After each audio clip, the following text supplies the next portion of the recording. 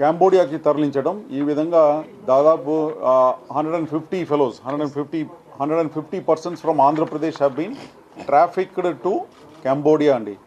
కాంబోడియాలో తీసుకువెళ్ళేసి వీళ్ళ ద్వారా అక్కడ మన వేరియస్ ఆన్లైన్ స్కామ్స్ ఏదైతే ఉందో అదంతా కూడా బలవంతంగా వీళ్ళని ఒక రూమ్లో కూర్చోపెట్టేసి వాళ్ళకి భోజనాలు ఇవ్వకుండా ఈ విధంగా వాళ్ళ మీద ఒత్తిడి తీసుకొచ్చేసి వాళ్ళ ద్వారా ఇండియాలో స్కామ్స్ నడిపించటం. ఇండియాలో ఆన్లైన్ స్కామ్స్, డిఫరెంట్ స్కామ్స్ ఏదైతే ఉందో like job scam, online FedEx scam ఉంది, ఫెడెక్స్ కొరియర్ స్కామ్ మీ అందరికీ తెలిసిన విషయమే.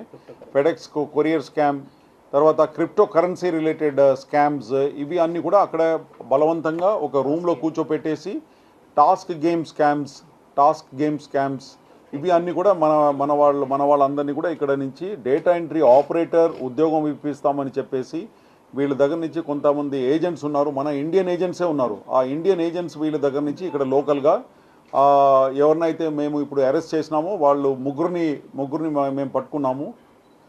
వాళ్ళు వీళ్ళ దగ్గర నుంచి అన్ఎంప్లాయిడ్ యూత్ దగ్గర నుంచి 1.5 lakhs చొప్పున కలెక్ట్ చేసుకొని తర్వాత 1.5 lakhsలో 80,000 కాంబోడియా వాళ్ళకి ఇస్తారు. ఎవరికి? కాంబోడియా వాళ్ళకు.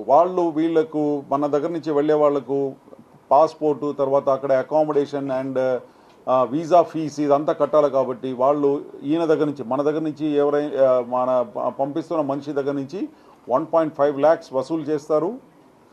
దాంట్లో 80,000 కాంబోడియా వాళ్ళకి పంపిస్తారు. కాంబోడియాలో ఫర్దర్ ఏజెంట్స్ ఎవరైతే ఉన్నారో వాళ్ళకు 80,000 పంపించేసి వీళ్ళు 70,000 ప్రాఫిట్ రూపంలో వీళ్ళ దగ్గర పెట్టుకుంటారు.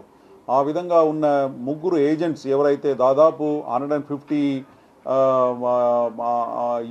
అన్ఎంప్లాయిడ్ యూత్ని ఎవరిని అయితే ఇక్కడి నుంచి పంపించారో వాళ్ళ ముగ్గురు కూడా ఈరోజు అరెస్ట్ చేయడం జరిగింది. వీళ్ళందరి మీద కూడా హ్యూమన్ ట్రాఫికింగ్ యాక్ట్ కింద కేసు, తర్వాత ఎక్స్టార్షన్, రాంగ్ఫుల్ కన్ఫైన్మెంట్ ఈ సెక్షన్స్ కింద, క్రిమినల్ కాన్స్పిరసీ ఆల్సో ఈ సెక్షన్స్ కింద వీళ్ళ మీద